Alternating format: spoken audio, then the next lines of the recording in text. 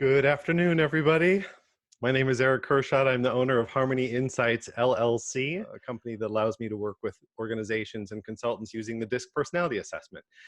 And quite often these days, we're engaging folks online. We're developing and engaging them using DISC online as a resource. And so that's all at harmonyinsights.com.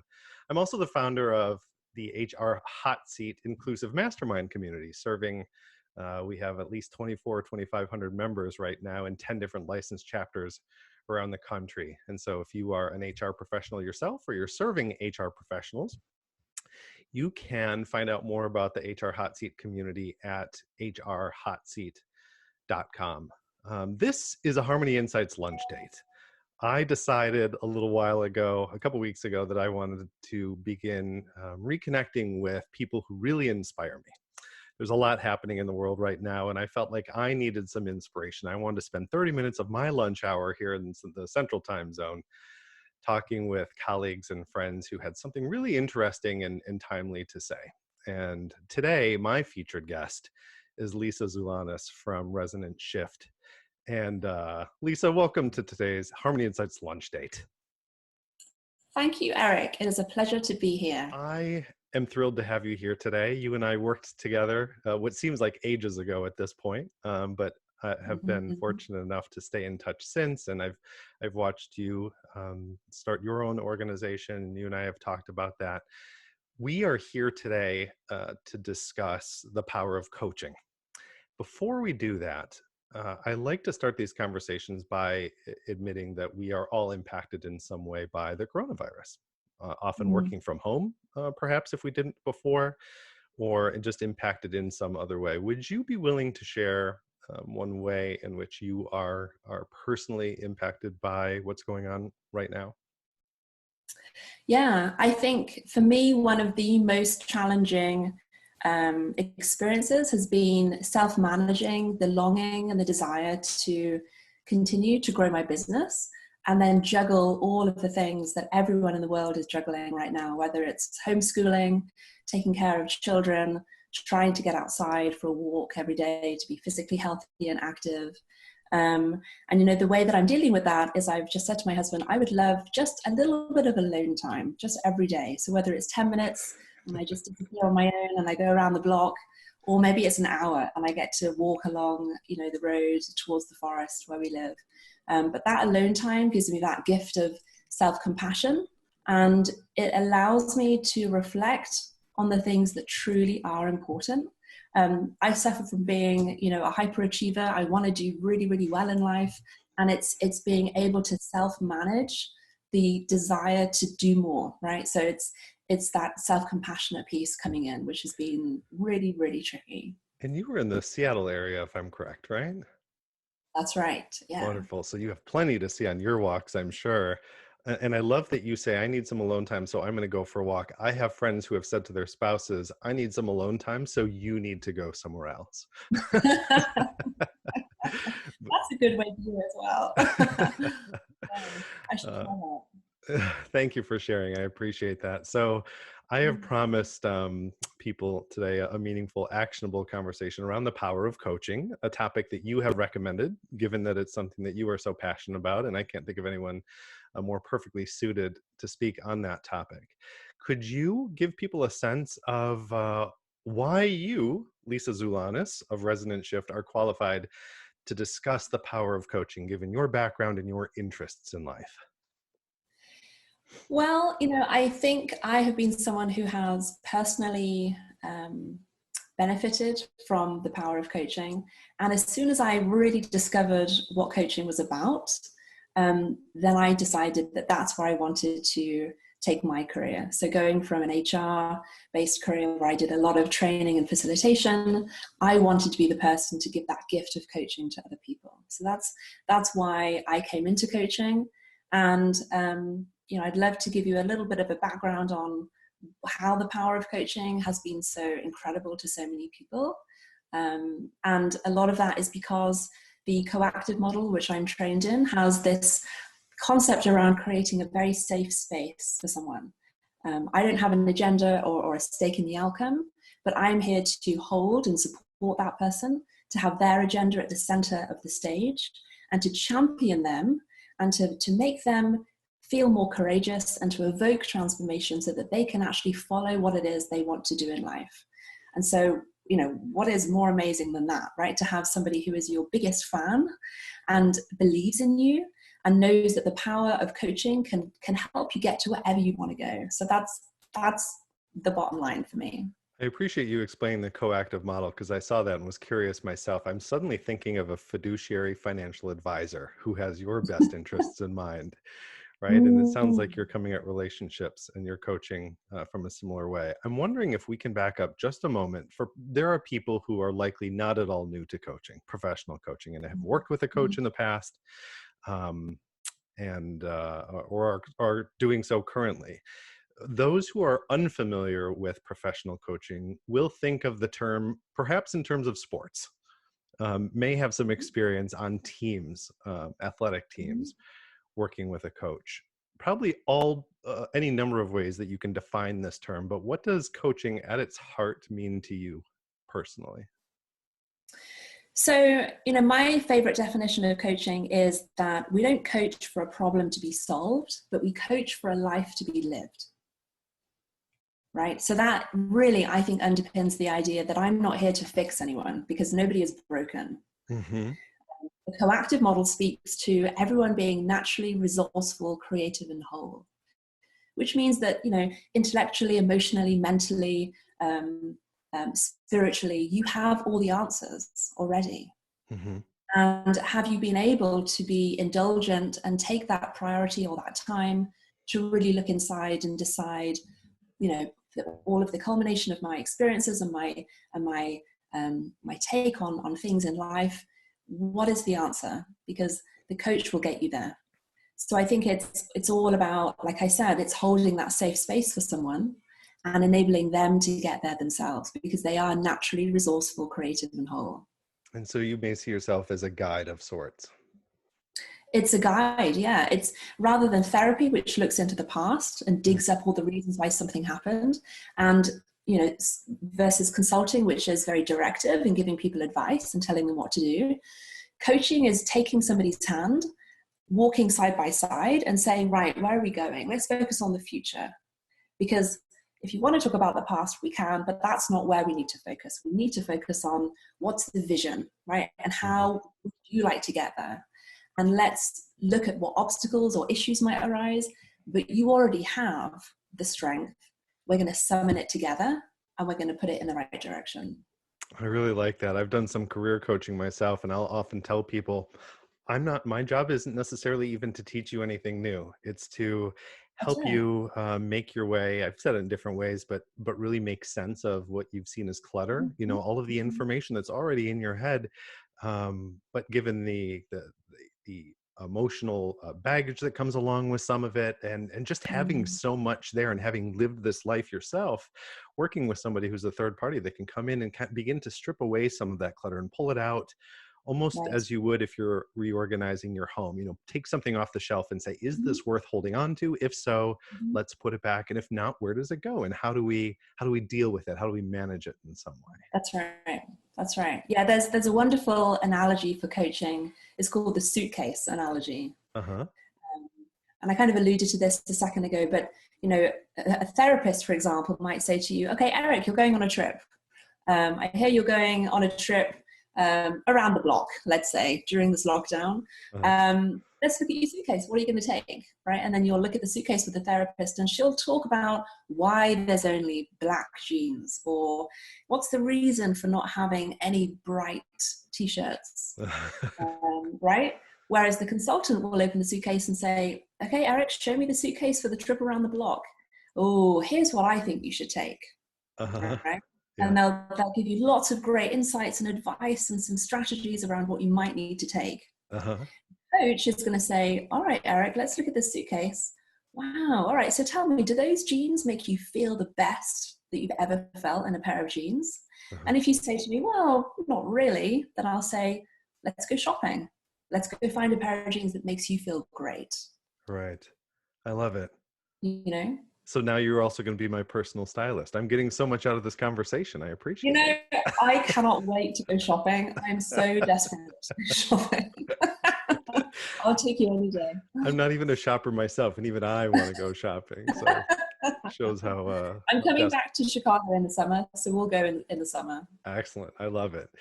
So these days, as I said, we're all impacted in some way by coronavirus, and we're often at home, and it gives us, some would say, it gives me more time to think. I'm realizing how much I'm dealing with, how much I need to get through, and the help that I could use from other people. And others have said, I mean, honestly, I feel like I'm almost doing more. This idea that now I have more time to myself because I'm working from home. I'm also learning how to homeschool my children, and I'm getting what I need, from the grocery store, and dealing at different levels on Maslow's hierarchy of needs. What's with all this Mm. extra free time that people are talking about? From your perspective, what are some of these specific challenges that you feel our attendees today might be facing, especially today, with regard to um, the potential benefit of coaching, but I think more fundamentally, what they're sifting through, and what they're potentially realizing about their workload, and where they want their lives to go, and some of the stuff that Mm. starts to come to the surface when you are in crisis like this. Yeah, that's a great question. And I would say, first of all, what are you in relationship with?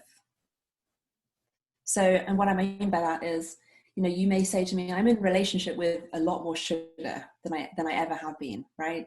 Or I'm in relationship with more anger or with more fear. I think the benefits of coaching at this specific time are really to feel heard by someone who's going to ask you some very powerful questions around what truly is happening for you, what is bubbling up, what is transpiring, what is very, very clear that has not been, that it hasn't been illuminated until this point in time in which we are forced to pause. We are thinking about things in probably with more time than we ever have before. But it's what is being illuminated. And I would ask the group today, take a few seconds to think about what is illuminated for you now that hasn't really shown up or come to the surface before. One of my clients last week said to me, what's illuminated for me is that I'm really glad that I'm in this lifeboat with the family that I have. Mm-hmm. And unfortunately, not everyone can say that they are truly, truly happy and feeling fantastic about the family that they're in the lifeboat with, right? Right. So it could be evoking feelings of relationships that we're in, but we don't really necessarily either expose that vulnerability to ourselves because we are scared of the implications. But the powerful questions will get you there. And I think those are some of the benefits of coaching. I think one of the before we go there, I want to stop to mention grief. That's a word that I feel like has come up on occasion Mm-hmm. in these lunch dates. I've had a couple recently, one with a woman who was talking about just general life transition, what it means to be transitioning from one thing to another. And we often think of job transition, which we'll come back to. And then I spoke with another woman on change management and transition management. How are we Mm-hmm. leading ourselves and shepherding others through change?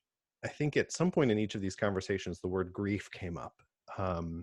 And there's been confusion, there's been panic, there's been all sorts of things, but I'm particularly interested, I think, in this sense of grief that people are feeling right now, a loss of something, whether it's a loss of having a social life, or being able to shop, or be able to walk down the sidewalk and come within 6 feet of people and feel okay about that, not second guess who you're passing and why they may or may not be wearing a mask.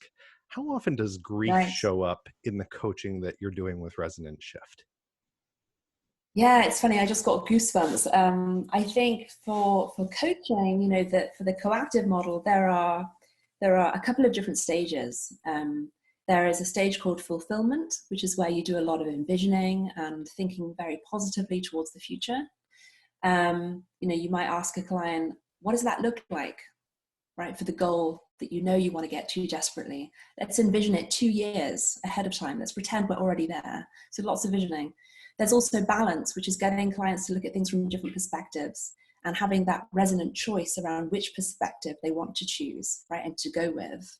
And after you've had a couple of other perspectives, you're not able to go back to how you felt before, because now your brain and your memory bank is at a different level, right? Mm-hmm.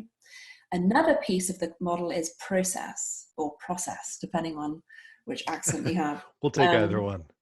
And that is where the grief, I think, really bubbles up, right? And I think it's all about missing the normal routine, grieving the fact that we can't have something, but also wondering, I don't know whether I'll be able to have it again in exactly the same way again, right? Yeah. And the process piece in coaching is accepting that until someone has fully felt and experienced the different aspects of the emotion, the attitude, the energy, and the connection that they feel with this topic, they cannot go to the steps and the action plans to get it done, because you're not in that realm of transformation, right?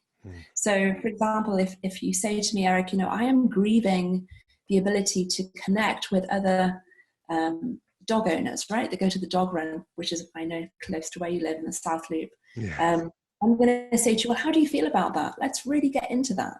And you may be angry, you may start crying, you might, start to stand up and beat your fists against the desk. Whatever emotion is coming out, that has to happen before you can go to the active, co-active piece of, well, what are we going to do to change that? What is it that you want to do? I love Right? that. So it's not shortchanging, well, the No. process piece of it. I think it would be so easy to say, okay, you're stuck. How do you feel stuck? Great. Where do you want to move toward? Let's get you there as quickly as possible. Exactly. Yeah. And that's where the coactive model is very unique, right, because it relies on both the which is that collaboration with the coach, but also the, like I said, the attitude, the energy, the emotions that have to shift, and then the active, and both are equally as important. And I think many coaches would say, actually, the is, the fundamental piece that you have to have in that relationship with the coach, so that you can feel like now you're desperate to get to that next place, right? Because now you felt the transformation and the shift.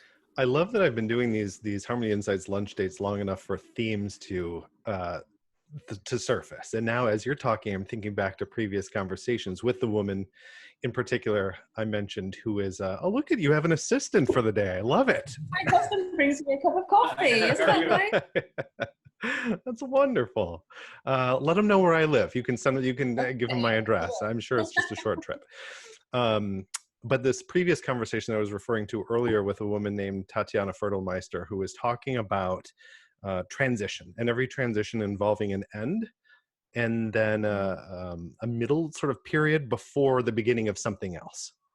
And it was that middle period that she thinks too often we downplay, or we kind of sweep under the rug or put on the back burner, whatever metaphor you want to use. So we're very aware of what we've left. We have the sense, hopefully, of what we're moving toward, which is an important piece of that puzzle. Some of us don't even have that, right? So we lack the hope of what's coming next. Right. But even if we do have that, we skip over this vital middle part of closure, of coming to terms with where we are, of fully feeling certain aspects of this transition. And it sounds to me, from what you're saying, is this coactive model is really you standing beside the person and saying, yes, we need a vision of where you're going, but let's first fully be where we are now. Absolutely. Yeah. And it's hard, right? Because a lot of people don't want to be there. And it's the staying in that swirl of discomfort until something happens.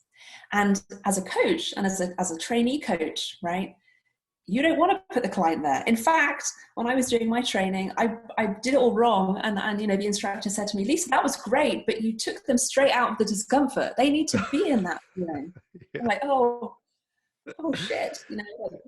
So, that's the discomfort is where stuff happens.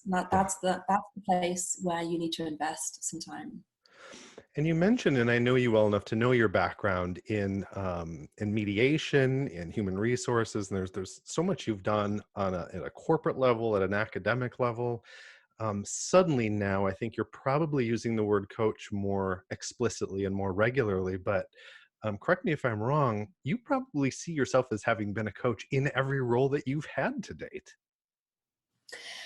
Well, thank you for the you know the uplifting intro there. Yes, I do, but I feel somewhat sad about the fact that I could have done it so much better if I had known really the way to do it, right?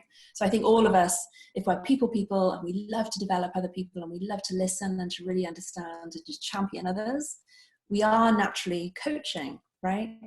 But of course, there's a really fine line and a balance between where does coaching meet mentoring and where does mentoring meet advising. And so if you're truly coaching, you're not giving advice. You're taking your own ego out of it.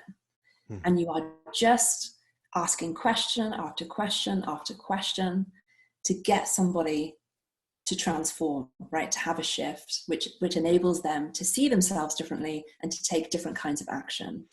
And I think that's kind of what I feel about that. Yes, hopefully I've coached along the way, but now I feel like I'm really coaching.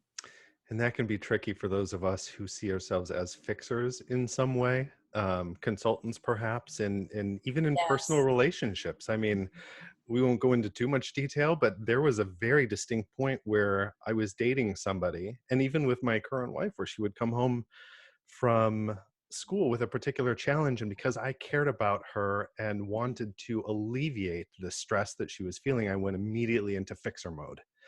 And of course, she wasn't looking for a coach. She was looking for a husband. So we can take away some of the terms, but still I Yeah. was going at it wrong. I wanted so badly to get to the part where I was alleviating the stress and fixing what was wrong that I was completely overlooking what she needed from me in the meantime, which was to ask those questions and encourage her to get some things off Right. her chest and come to her own conclusions without me stepping in and saying, I'm going to do it this way because this is how I demonstrate that I Yeah. care for people.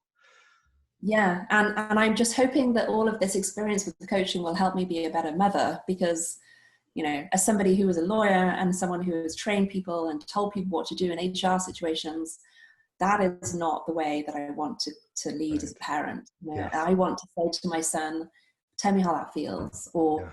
tell me why that's disappointing. Yeah. You know, Yeah. to really listen and to really ask more questions, because you can fix it in a half a second, right? But they're not learning anything unless you're really asking them Yeah. some questions that they get to think about. I love it. All right. In the time that we have left, if you can imagine, we've already kind of blown through the majority of the time that we have, which is so easy to do when you only have 30 minutes at your disposal. But I want to make sure that we are ending. We are going to get to resources, how people can be in touch with you, and the additional resources you want to recommend. Before we get there, give us a couple of very specific takeaways. So we've talked about why coaching can be important, how it can be different from things like consulting and therapy. You've talked about the coactive model. What are a couple of things that people can do immediately following this call, whether they're in job transition, they're looking for an executive coach, they just like the idea of this coaching terminology, to find an appropriate fit for themselves and begin to make headway in a coaching relationship? Yeah, so first of all, I would say if you know what you want, but you're not steadily moving in that direction, then reach out to me so that you can ask questions about what might be self-sabotaging. We didn't talk about the inner critic and the inner mentor, but those are two of, I would say, the most frequent topics that come up in my coaching sessions. And I coach leaders from the corporate world, and I coach a range of other types of people from different walks of life, and the inner critic and inner mentor comes up, right? So if you know where you want to go in life, but you're not moving in that direction, then somehow a saboteur or an inner critic or self-doubt is determining those choices for you. And in coaching, the saboteur, detaching from that saboteur, deciding that it won't determine your actions, that's a hugely powerful experience and a massive benefit in coaching. And so first of all, that's that question. I would say if you know what you want but you're not going towards it, then let's talk about what's self-sabotaging you. So you're welcome to reach out to me at any time and by any method. Second, I would say set up a free session, either with myself, an introductory session, or with a coach that you already know, right? I mean, in this day and age, all of us have LinkedIn connections. We know people who have worked with a coach. So think about friends, family members, or colleagues that have gone through a positive, powerful coaching experience, and just ask them, can you connect me, right? Can you send me the information? I just want to talk to somebody who's a coach that I have had somebody has had an experience with, and I want to learn about the positive takeaways that they have taken from it.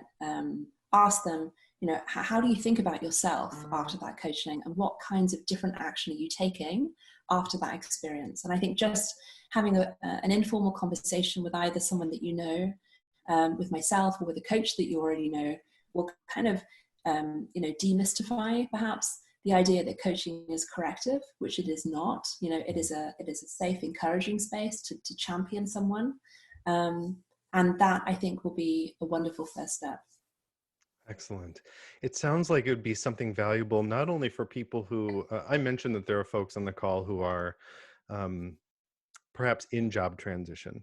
It seems to me that coaching for folks, if they're thinking at least in terms of their careers, maybe they're executives, maybe they aren't, it doesn't really matter, but that it might be worthwhile and valuable for somebody who is looking to get just more clarity and confidence in the role that they currently have, right? If they are employed and they want to move up with the company, or unlock skills, or whatever it happens to be, that there's applicability there. But then also for folks who might find themselves in job transition, trying to identify what's next. So there's the nuts and bolts of how to go about your job search, who's hiring, what positions are they hiring for, some of the stuff that maybe the internet can help us with.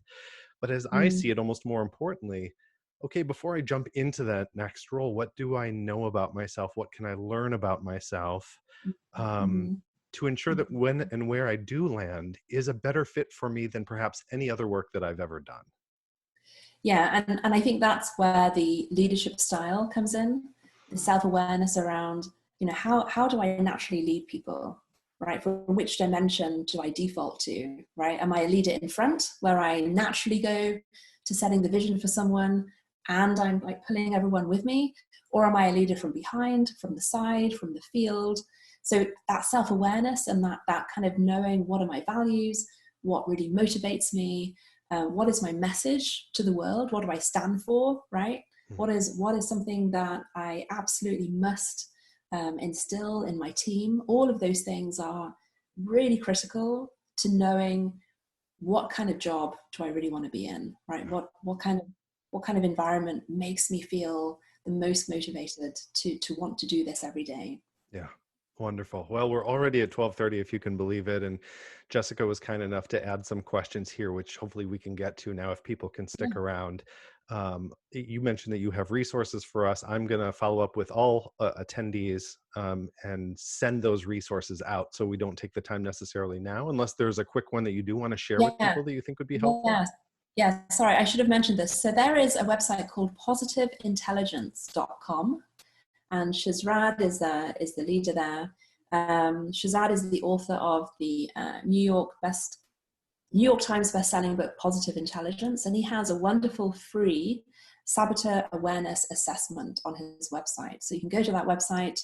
It takes a few minutes to do the assessment, and then they will email you a really detailed report of your saboteur types. So it's a really great reference. Great, thank you. I'll include that link plus some other things you may want to share in a follow-up email to folks. 12:30 has come and gone. For those who've on the call who would like to follow up with you and learn more about coaching and take you up on some of the things that you have offered, how can they find you? So you can email me at lisa.zulanas@resonantshift.com. Okay. Resonantshift.com is my website. And my cell number is 312-543-3865. Look at that. That's how serious she is. You don't often get cell phones, but now you have Lisa's. Yes, we do. And when this recording goes out to the rest of the world, so will everybody else. So I'll feel great. I'll have more friends in the world. That's fine. Thank you so much for your time, Lisa. This has been fantastic. And for the rest of you, if you've enjoyed this, you think this has been beneficial, I hope you will register for additional Harmony Insights lunch dates and share the URL by going to harmonyinsights.com/lunch dates. We have a whole week lined up that I'm really excited about this week, and then maybe even a couple of things um, next week. Yes, I know that there are some things next week that have been scheduled as well. So a lot of great conversations coming up. They're all free. They're all 30 minutes. All take place at noon Central Time and all on Zoom. So easy to plan for and work into your day so that you go into your afternoon that much more energized and courageous.